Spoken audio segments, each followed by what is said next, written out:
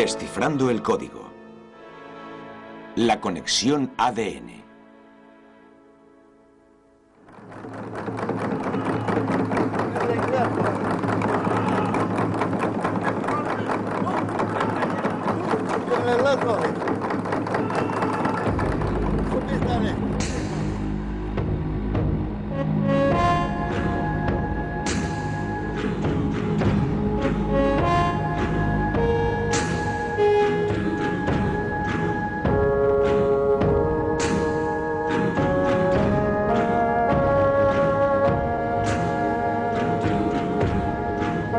Estamos observando la humanidad a un nivel totalmente diferente. Y estamos descubriendo que estamos relacionados con todas las demás especies de este planeta a un nivel muy superior a lo que la mayoría de la gente habría imaginado jamás.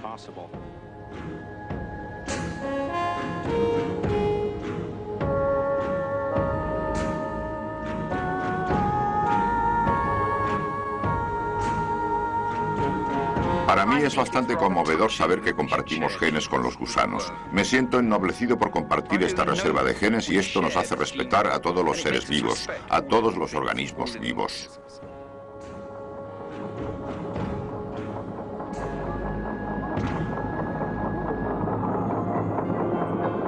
El secreto de los mecanismos de la vida está escondido en el ADN. El funcionamiento del ADN, ácido desoxirribonucleico, es una de las revelaciones científicas más importantes de este siglo. A medida que desciframos el código que se esconde en él, descubrimos cosas fundamentales sobre todos los seres vivos. Al desmembrar el ADN y ver sus componentes, los científicos han descubierto una unidad que relaciona a toda la vida en la Tierra. Pero los aborígenes de todo el mundo siempre se han sentido unidos al resto de la naturaleza a través de vínculos fuertes pero invisibles. Me parece irónico que hayamos tenido que demostrarlo mediante la ciencia para poder creerlo. Aquí, en una casa de la tribu de los Cuatul, en Colombia, los tótems, los símbolos de clanes, máscaras y canciones, forman una unión con todos los seres vivos. Los nativos hablan de otras especies llamándoles hermanos y hermanas.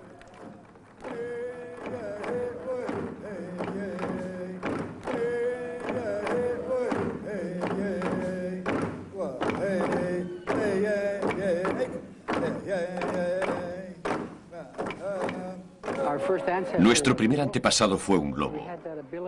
Tuvimos la capacidad de relacionarnos con todas las dimensiones de la vida. La dimensión espiritual, la dimensión inmortal, el mundo animal, el mundo marítimo y todas esas cosas. Y nunca las perdimos. Las practicamos y mantuvimos esta conexión para seguir respetando esas cosas. Con el paso del tiempo y la evolución de nuestra historia, reconocemos que nosotros éramos ellos y ellos son nosotros. Todavía conservamos este tipo de conexión espiritual. Así, cuando se baila, el bailarín tiene que sentir esta sensación e intentar manifestar esa forma de vida.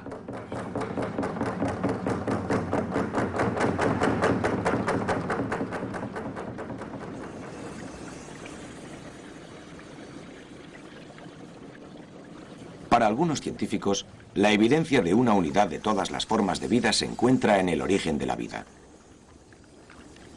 Este es el cráter Solfatara, en Italia.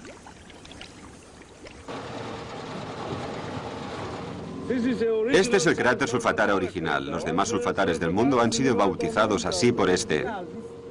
Es uno de los lugares favoritos del biólogo Carl Stetter para ir a buscar antepasados. Está buscando reliquias de la época en que nació la vida, hace aproximadamente 4.000 millones de años. Cuidado, mirad por dónde vais. Está realmente caliente. En un ambiente como este fue donde se originó realmente la vida. Y no creo que fuera en una pequeña parte cálida, sino en un lugar realmente caliente como aquí. Aquí hay mucho sulfuro. Se producen muchas reacciones químicas muy interesantes. Te está ardiendo. Vamos a tomar una muestra aquí. Hay una cosa muy importante, y es que aquí prácticamente no hay oxígeno. Y así es como era en la Tierra primitiva. Puede que hubiera rastros de oxígeno como los que hay aquí, Resulta difícil de creer que algo pudiera vivir en estas condiciones. Y ahora viene un oxígeno muy poderoso, dicianuro de sodio. Y ahora lo verás en su sitio. Ciérralo, por favor. Vamos a tomar una muestra. ¿Está a 91? Es una buena temperatura. Pero Stetter cree que en los primeros años de la Tierra, condiciones como estas propiciaron la cocción de todos los ingredientes que hicieron posible la vida. Los organismos podían ser muy felices. Nada de oxígeno. Muy buena muestra. Toma.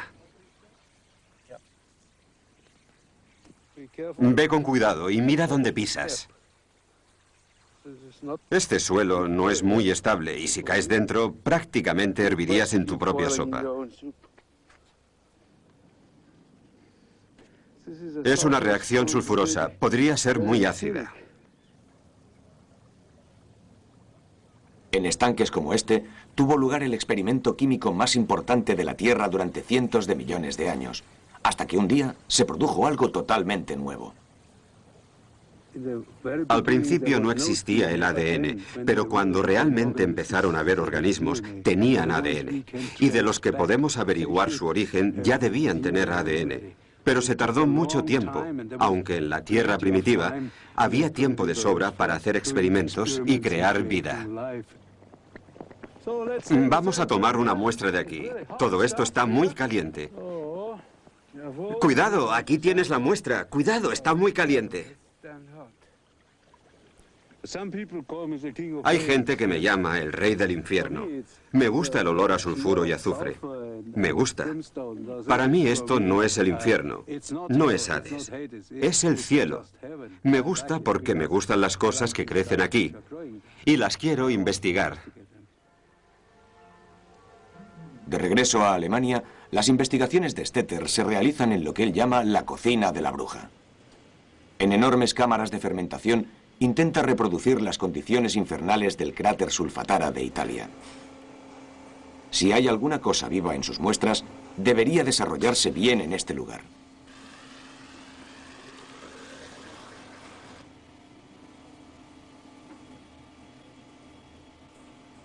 Creo que esta solución nos servirá. Ahora lo comprobaremos.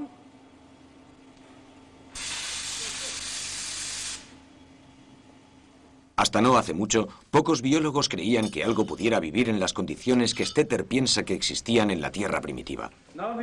¿Qué tal? ¿Cómo va eso? Muy bien, ahora sí que estoy convencida de que están creciendo. Muy bien, ahora lo veremos. Stetter ha descubierto especies de bacterias que viven sin oxígeno en temperaturas iguales o superiores al punto de ebullición y que comen sulfuro. Estas diminutas criaturas podrían ser los parientes vivos más próximos a nuestros antepasados más lejanos.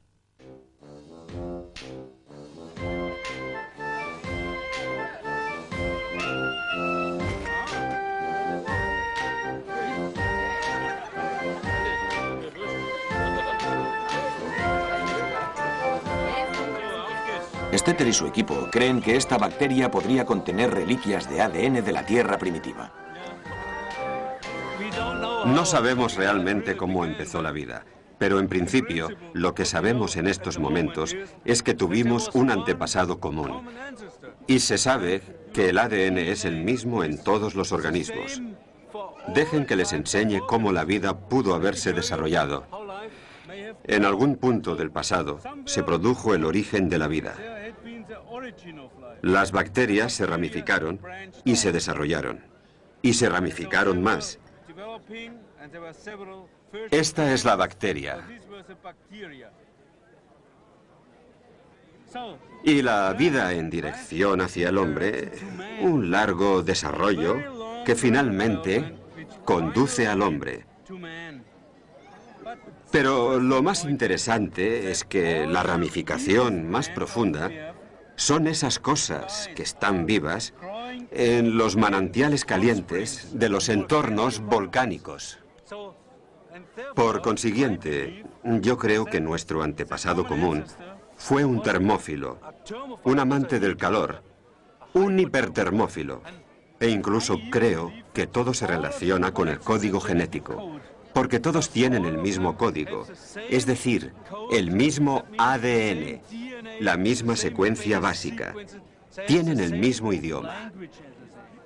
Yo diría que tienen dialectos diferentes. En principio tienen dialectos diferentes, pero hablan el mismo idioma. El ADN presente en todos los seres vivos, desde las bacterias hasta los seres humanos, es una molécula muy larga.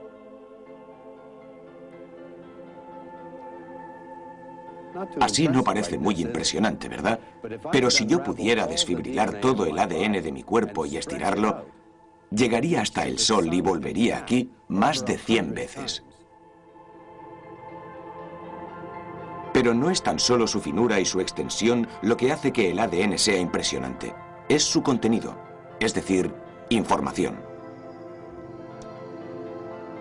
El ADN contiene toda la información para hacer posible la vida. Estas instrucciones están escritas en un código que utiliza los 4 elementos químicos de su composición. Estos elementos químicos se conocen por sus iniciales, T, A, G y C. Ahora se explica por qué el ADN es tan largo. Se necesita una cantidad enorme de letras para deletrear un ser vivo. Para tener una idea de esta cantidad, hemos imprimido en papel todas las A's, T's, G's y C's necesarias para construir y hacer funcionar a un ser humano. En esta página hay 3000 letras. Y en este cajón hay más de 50.000 páginas.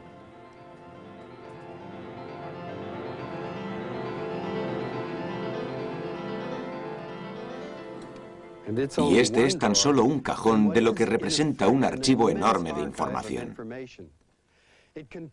Contiene unos 2 millones de páginas y unos 6.000 millones de letras.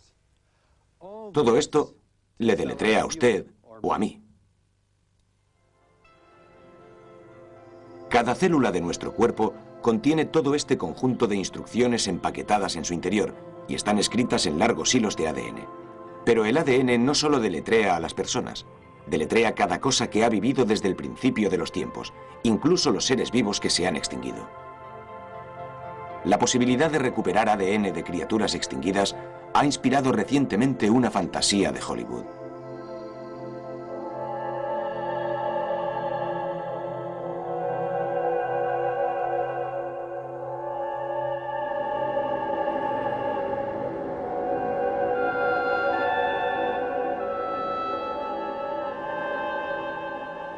El punto de partida es el ámbar, que vemos en esta exposición anual de gemas celebrada en la ciudad de Washington. El ámbar se obtiene de la resina del pino. Como la resina viene de un árbol, puede acoger un insecto o algo parecido. El ámbar está vivo y tú estás vivo.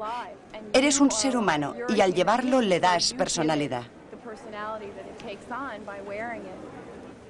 Cuanto más lo trabajo, más ganas tengo de tocarlo y de llevarlo. Soy igual que mis clientes, me encanta. Es como un ser humano.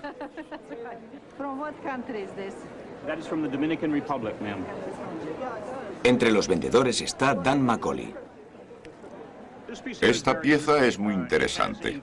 Dentro de ella hay una polilla que ya está extinguida.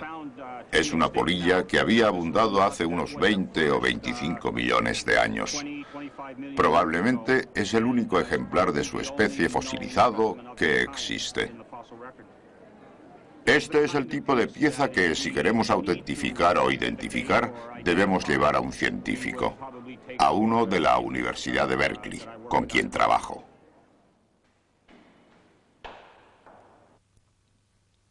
El ámbar atrapa y sepulta a insectos.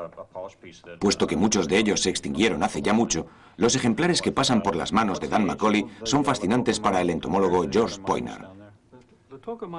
La mina de la Toca es muy interesante porque nuestras investigaciones indican que el ámbar que encontramos en la mina tiene de 35 a 40 millones de años. Lo que vemos aquí es el mismo insecto que vivía en la Tierra de 25 a 100 millones de años atrás. Así pues, es posible hacer comparaciones entre los insectos que encontramos en el ámbar y los insectos actuales. Poyner se pregunta si podría haber ADN intacto dentro de los insectos fosilizados que le sería útil para sus investigaciones sobre la evolución de los insectos. Si hay restos de tejido, los enviaré a mis compañeros de Cal Poly y ellos los seccionarán y extraerán, amplificarán y secuenciarán el ADN. Al secuenciar el ADN, leer letra por letra el orden de las A's, T's, C's y G's, los científicos de Cal Poly literalmente estarían leyendo las instrucciones para crear un insecto extinguido. El director del laboratorio es Raúl Cano. Nos gustaría poder vislumbrar por un instante la vida tal como era hace 40 millones de años.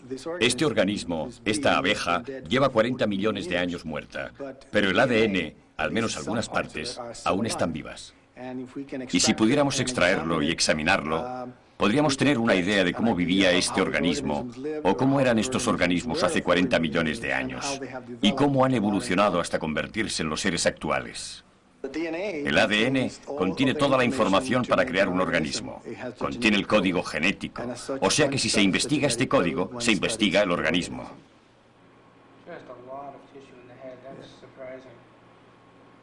The tissue here now seen perfectly preserved in the head region, putting some tissue on top of the 27-gauge needle, scraping it from the inside. La abeja tiene tejido conservado. La pregunta es, ¿también contiene ADN? Se examinan fragmentos diminutos de la abeja. Hay ADN. Y aquí, en estas cintas de rayos X, se puede leer el orden de las letras.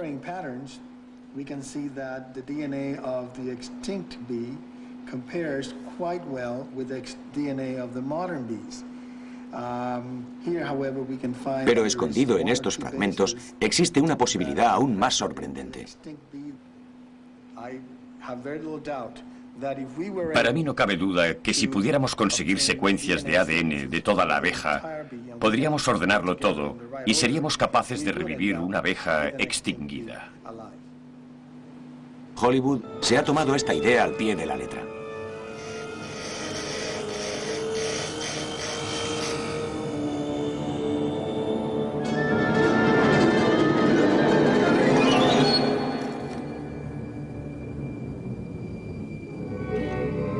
The first discovery was made in the spring of 1990.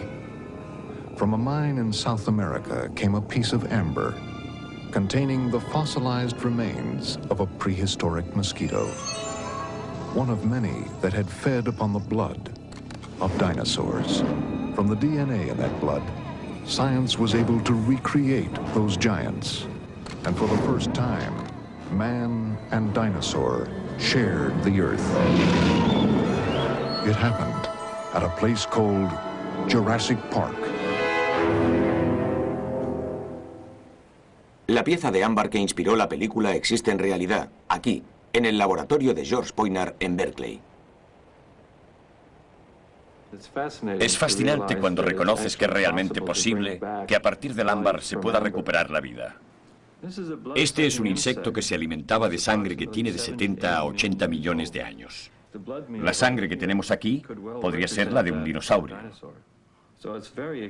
Hace mucha ilusión especular sobre la posibilidad de secuenciar esta célula.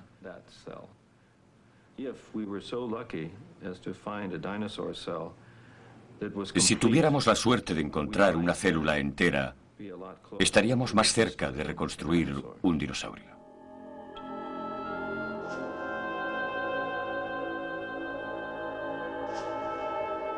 Por el momento, la idea de reconstruir un dinosaurio a partir de ADN queda relegada al mundo de la ficción. Los problemas técnicos serían abrumadores. Aun si se encontrara un fragmento de ADN, probablemente contendría unos cientos de letras. No sería suficiente para un solo gen, ni mucho menos para un animal entero.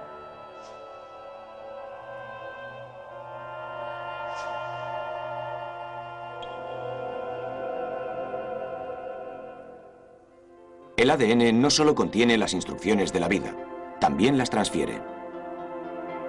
La espiral se desovilla en cada uno de sus dos filamentos que sirven de plantilla para crear ADN nuevo. Estas instrucciones se copian repetidas veces y así se transfieren a los jóvenes de cada nueva generación. De este modo, la vida se ha ido perpetuando desde el tiempo en que las bacterias dominaban el mundo. Solo ahora ha sido posible descifrar las instrucciones que se mantuvieron en secreto durante tanto tiempo en el ADN.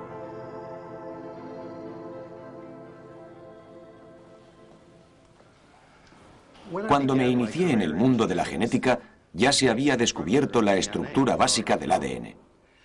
Fue un hito en la ciencia, uno de los avances científicos más importantes de este siglo. Al igual que la energía nuclear, nos dio un poder sin precedentes. No solo el poder de manipular la composición de todos los seres vivos, sino de crear nuevas formas de vida. Hoy el ADN es la base del proyecto científico más importante desde la carrera espacial y de las investigaciones biológicas más importantes que se han realizado jamás. Recibe el nombre de Proyecto del Genoma Humano y más de 9.000 científicos de 36 países están trabajando en ello. Están intentando descifrar el código del ADN para descubrir de qué modo define la esencia de todos los seres vivos, incluso los seres humanos. Probablemente se necesitarán 10 años y cientos de millones de libras para terminar el mapa del genoma humano.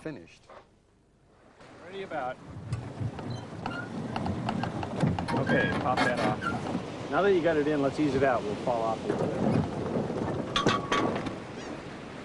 Craig Venter dirige uno de las decenas de equipos que existen en el mundo y que están leyendo el genoma humano, descifrando el ADN. Es muy similar a navegar, solo que se navega en un micromundo. El proyecto del genoma, esta tarea enorme, servirá para establecer los fundamentos de una nueva ciencia y de una nueva era de este planeta.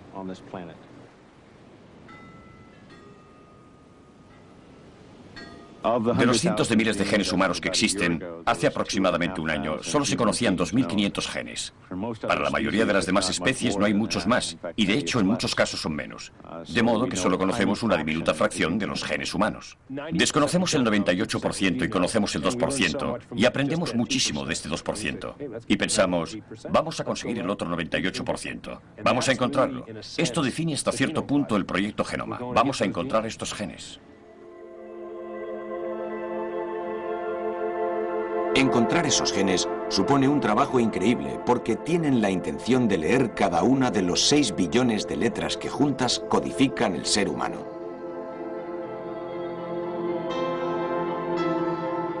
El archivo que hemos construido para guardar las letras imprimidas en papel demuestran la magnitud de la tarea.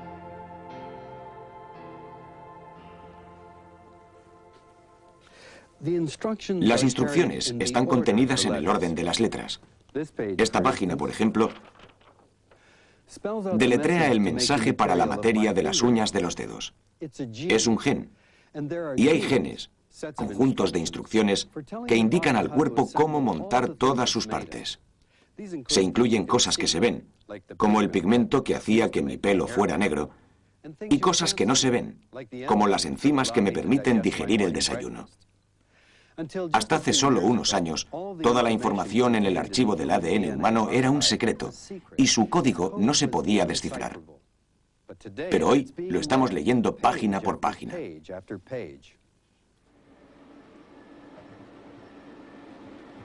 El equipo de Craig Venter, que está trabajando en la ciudad de Washington, decidió ojear el ADN de solo un órgano, buscando los genes que lo crearon y lo hicieron funcionar. El órgano que escogió fue el cerebro humano. Puede que un tercio de todo el genoma humano esté expresado en el cerebro. Es posible que unos 30.000 genes estén dedicados al funcionamiento del cerebro. Será muy difícil de determinar, pero son los que cifran nuestra personalidad, funciones mentales, todo lo que hacemos, porque un ser humano proviene del cerebro. Pensamos que comprender esto será la clave para comprender la vida humana. La búsqueda de genes para leer empieza con un cerebro humano congelado. Sus células contienen los 6 billones de letras que deletrean todo el cuerpo humano. La estrategia de Venter es leer solamente aquellos genes que hacen funcionar el cerebro. Para leer el ADN, primero se tiene que descomponer y poner los fragmentos en microbios que hagan millones de copias del ADN en una bandeja del laboratorio.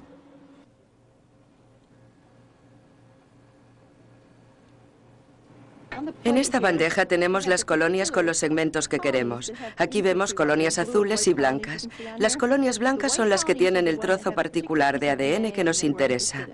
Conocemos una parte de la secuencia, pero no la conocemos toda. Y eso es lo que nos interesa ahora, acabar la secuencia. Por tratarse de una investigación que intenta descubrir los secretos de la vida y ayudarnos a saber qué es lo que nos hace ser humanos, es un trabajo repetitivo y mecánico.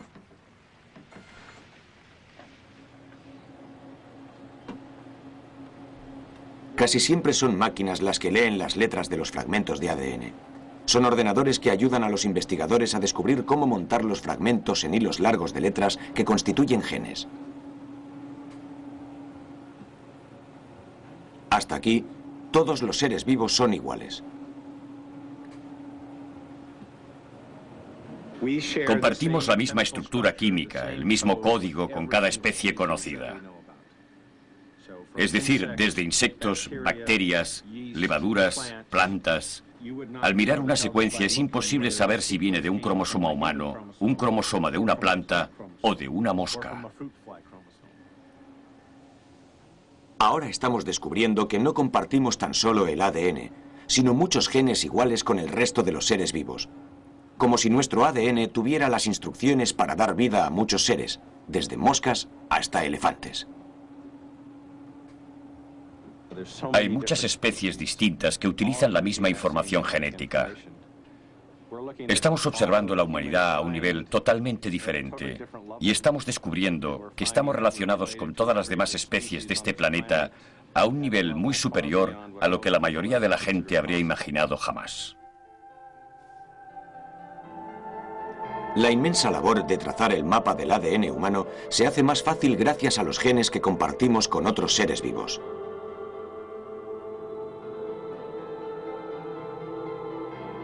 Podemos aprender sobre nuestro propio ADN al estudiar el ADN de otros seres vivos.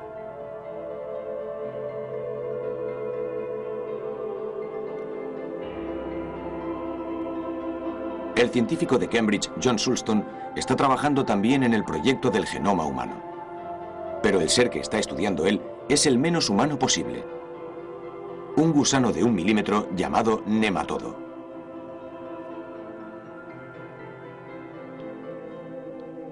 El nematodo es un microcosmos de los humanos, es decir, podemos determinar y percibir muchas características y mecanismos que podemos encontrar también en nosotros. Hace 15 años, Sulston empezó una tarea que sus colegas consideraban imposible. Encontrar exactamente de dónde proviene cada célula del nematodo a medida que crece y pasa de ser una única célula a las 1000 células del gusano adulto. El nematodo se conoce con más detalle que ninguna otra criatura multicelular.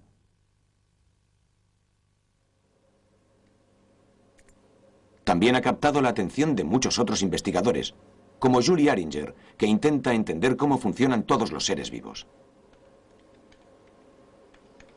Estudiando un organismo muy simple, podemos entender cómo actúan los genes con mayor facilidad que si estudiáramos un organismo de millones de células. Este es un embrión que se acaba de fecundar. Este es el ADN de la madre y este es el ADN del padre. Básicamente, lo que vamos a observar es el desarrollo del embrión y la división de todas las células. En la primera división se ve cómo aparecen 2 puntos. Serán los 2 núcleos de las células nuevas. Ahora vemos que es un huevo bicelular. Si lo vemos a cámara rápida, veremos que todas las células se dividen. Por cada división de una célula, las células duplican su ADN para que tengan el doble. Después las células se dividen para que cada célula tenga la cantidad correcta. Así el gusano empieza a alargarse y después los músculos se activan y empiezan a contraerse. Empieza como una célula igual que nosotros. Se divide y forma 1000 células. Dentro de estas 1000 células hay músculos, neuronas, piel, intestinos, igual que en nosotros. Los genes controlan la fabricación de esos tejidos y el desarrollo del organismo. Existen genes que controlan la producción de los músculos y de los nervios, así como su comportamiento. Este gusano es un mutante. Como vemos, no se mueve bien. Es lo que llamamos un gusano sinco, de sin coordinación. Cuando hay un defecto en uno de esos genes, el gusano, en vez de moverse con fluidez, tal y como sugiere su nombre de Caenorhabditis elegans, se anuda o no puede moverse o tiembla. Tiene músculos, tiene nervios, pero es evidente que hay alguna interferencia en la manera en que se transmiten las señales de los nervios al músculo. Nos interesa mucho descubrir qué gen es, y el proyecto de secuenciación que estamos llevando a cabo es un paso hacia ese objetivo. Para identificar este y todos los demás genes del gusano, la estrategia consiste en leer cada letra del ADN del nematodo. Cuando hablamos del nematodo o del ser humano, queremos adoptar una estrategia que nos llevará a toda la información. Ahora podemos hablar de la estrategia, pero creo que saberlo todo es fundamental. Obviamente queremos toda la información. Cada una de estas bandejas contiene unas 200 placas útiles. Y calculamos que para todo el genoma del nematodo tendremos que hacer 1.000.000, que serán más o menos 5.000 bandejas, que no es tanto. El nematodo contiene mucho menos ADN que un ser humano. Pero ya que gran parte se parece tanto, leer las instrucciones del gusano es como leer fragmentos de nuestro propio ADN. Yo creo que en algunos organismos, desde bacteria a levadura, de un nematodo a una mosca hasta el hombre, vamos a ver todo lo relativo a los mecanismos de la vida.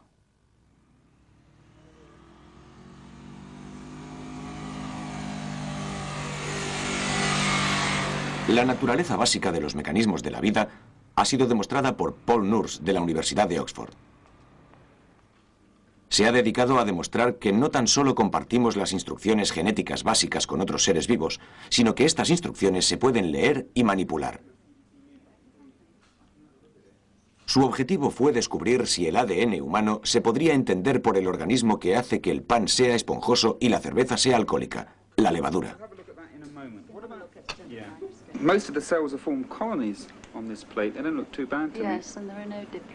Paul Nurse ve los seres humanos como máquinas. Si eres un ingeniero y tienes que diseñar un organismo vivo, sabes lo que quieres que haga la máquina y la diseñas. Pero la evolución no funciona así. Lo que se exige de la máquina cambia. Y así añades los componentes adicionales para que funcione de forma distinta. La máquina evoluciona constantemente. Es una visión muy barroca de la vida. Es muy elaborada, incluso podríamos decir que rococó. Y cuando miramos un organismo vivo real, vemos que realmente es un objeto rococó. Se puede ver una célula como una máquina.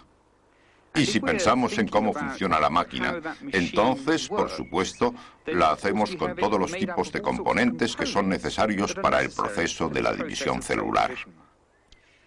Una motocicleta está formada por todos los componentes necesarios para el funcionamiento correcto de esa máquina.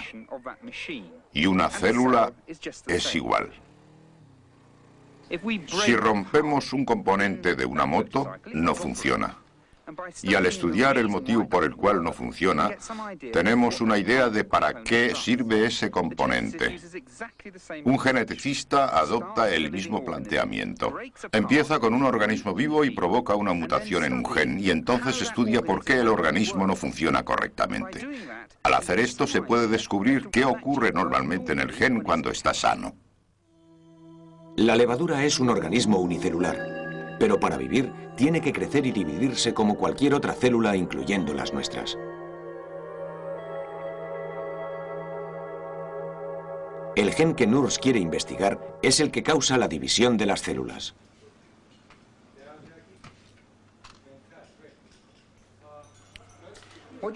Aquí vemos células normales de levadura en crecimiento. Hace unos días pusimos estas células de levadura en esta bandeja y desde entonces cada célula se ha dividido varias veces hasta que se forma en la bandeja lo que nosotros llamamos una colonia visible. Ahora voy a ponerlo aquí porque tenemos que ampliarlo mucho. Ahora si miramos por aquí y movemos la bandeja, vemos algo que crece. Estas células individuales son como salchichas cortas. Siguen creciendo y cuando alcanzan un cierto tamaño, Cada célula se divide en dos. Pero hay mutantes que no se comportan así. Tengo algunos aquí en esta bandeja y no crecen tan bien. Si los miramos por el microscopio, vemos que son diferentes. Intentaré encontrar alguno. Son como salchichas muy largas porque no pueden dividirse. Han acabado así porque empezaron como células normales, pero como carecen del gen del ciclo celular que llamamos CDC2, las células no se pueden dividir, pero sí pueden crecer. Queremos hacer un experimento para ver si los seres humanos también tenemos un gen parecido al CDC2. El planteamiento de Nurs era muy directo. Coger células mutantes de levadura y mirar si se podían reparar dándoles ADN humano. ADN obtenido de una biblioteca de genes humanos.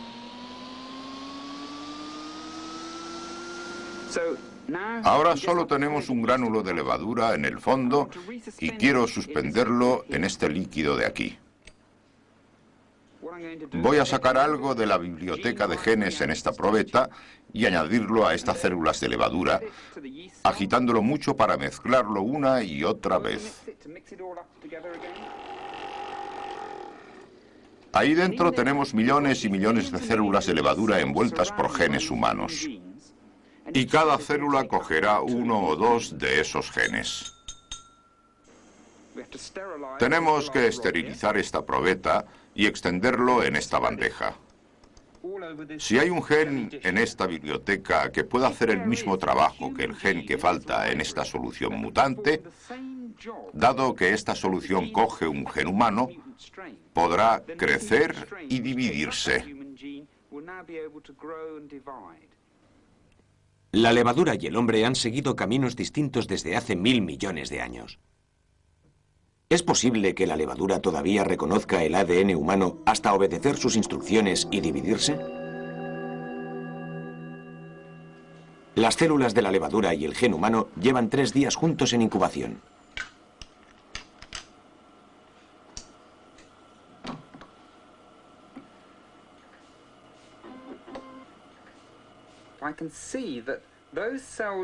Las células que contienen el gen humano se dividen de forma normal, pero las células que lo han perdido se han alargado muchísimo y no se dividen. O sea que ha funcionado de verdad.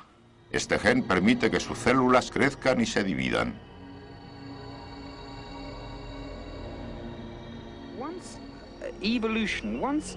Una vez que la evolución, la vida, inventa una forma de hacer algo, la tendencia es que se conserve y creo que eso es lo que estamos viendo aquí. Los antiguos genes manejando las funciones conservadas que les son esenciales para todos los seres vivos. Y por supuesto, los seres humanos han añadido unas funciones mucho más complicadas. Y gran parte de su genoma se dedicará a estas otras funciones, como por ejemplo, cómo hacer una nariz, una cabeza, etc. Funciones que evidentemente no preocupan a la levadura porque no tiene cabeza ni nariz. Pero habrá una parte del genoma humano que es antigua y será esa parte la que se solapará con el genoma de la levadura. Eso nos ayuda a entender nuestra situación en el universo y el funcionamiento de las cosas. Mientras la levadura y los gusanos ayudan a descifrar el código del ADN humano, se está descubriendo algo fundamental. Se puede identificar exactamente el mismo gen en el gusano, la levadura y el hombre. Esos genes reciben el nombre de antiguas secuencias conservadas y son nuestro patrimonio, la maquinaria biológica básica que produce todo lo que nos hace seguir funcionando.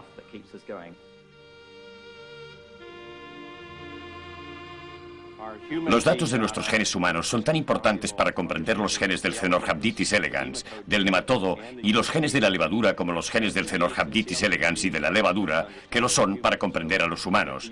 Así pues, la unidad de la vida va en todas direcciones. Es bastante conmovedor saber que compartimos genes con los gusanos. Actualmente, cuando pensamos en el medio ambiente y en otros seres vivos, el hecho de saber que compartimos una reserva de genes con todos los organismos vivos, incluso con el gusano y la humilde levadura, ¿no quiere decir que debemos tener más respeto a los organismos vivos? No me siento inferior por ello. Me siento ennoblecido por compartir esta reserva de genes y esto nos hace respetar a todos los seres vivos, a todos los organismos vivos.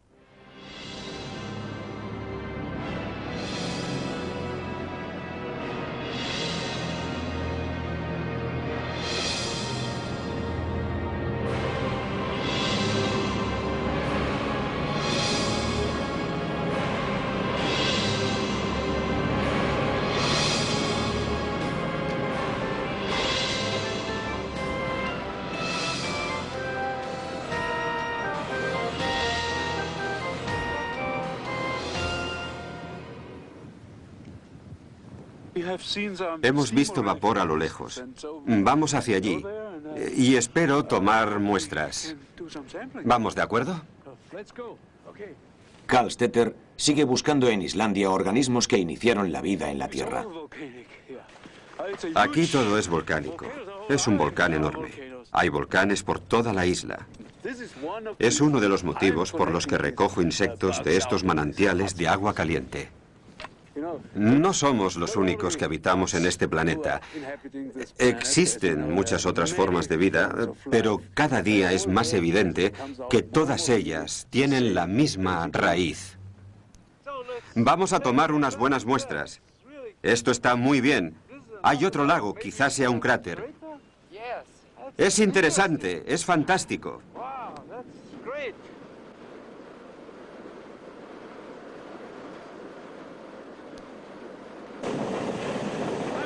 Estoy seguro de que aquí hay organismos.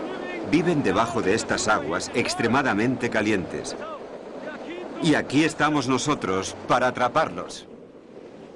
Como estas condiciones se parecen a las que Stetter cree que dieron origen a la vida, espera que el ADN de alguna bacteria que vive aquí será similar al primer ADN que existió. Ese es el objeto de nuestra investigación, el ADN. Ese material genético. Es un milagro que permanezca estable a estas temperaturas tan elevadas. Debería deshacerse, pero evidentemente no es así, porque estos insectos están creciendo. Es una de las cosas que buscamos. Se llevan los insectos a la cocina de la bruja. Este es el último paso de nuestro gran experimento. Hay al menos unos 30 o 40 gramos de células y podemos preparar ADN a partir de ellas y secuenciarlo. Estudiar la relación entre el organismo y los componentes de sus células con otros. Ahora las congelaremos en nitrógeno líquido y seguirán vivas si se descongelan. Si las calentáramos, volverían a crecer. Son muy resistentes.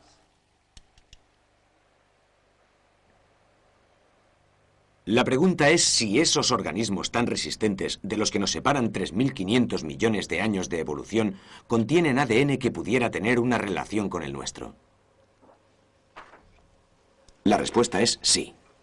Cuando se leen sus instrucciones letra por letra, en las bacterias hay genes que aún podemos identificar en nosotros mismos.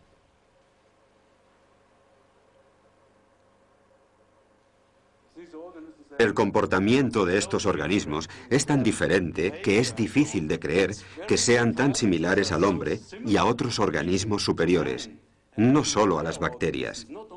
Esto es muy interesante porque, de algún modo, podrían ser nuestros antepasados primitivos. No hay duda. El ADN de estos antepasados ha sido traspasado a todos sus descendientes a lo largo de miles de millones de años y a través de decenas de millones de especies, incluyendo la nuestra. En algún lugar de estos archivos quedan restos de aquella primera secuencia de ADN. Como fue creado hace 3.500 millones de años, se ha copiado y copiado, produciendo una infinidad de variaciones, como usted o yo, por ejemplo. Mientras este archivo contenga toda la información necesaria para construir y hacer funcionar un ser humano, no será exclusivamente nuestra. Tiene mensajes que heredamos del pasado y que estamos pasando al futuro. Y a medida que aprendemos a leer estos mensajes, estamos descubriendo algo fundamental sobre la especie humana. Nuestro ADN no solo revela nuestra unidad con el resto de la vida, sino que también revela nuestras diferencias. Ya que compartimos la mayoría de nuestras instrucciones de ADN con otras criaturas, hay muchas que solo se encuentran en el hombre, y algunas instrucciones son únicas solo para mí. Estamos descubriendo que mi ADN, por ejemplo, es probable que sea tan diferente al de una persona que sea japonesa como al de un noruego o un nigeriano.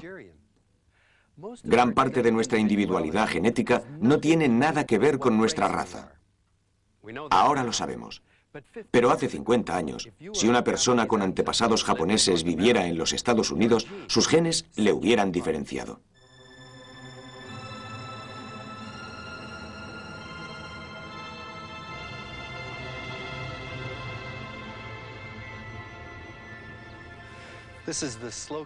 Este es el Valle de Slocan. Está escondido en una remota cordillera en Colombia. Cuando tenía 7 años, mi familia se vio obligada a venir aquí. Aunque todos nacimos en Canadá, nos etiquetaron como extranjeros enemigos porque éramos japoneses.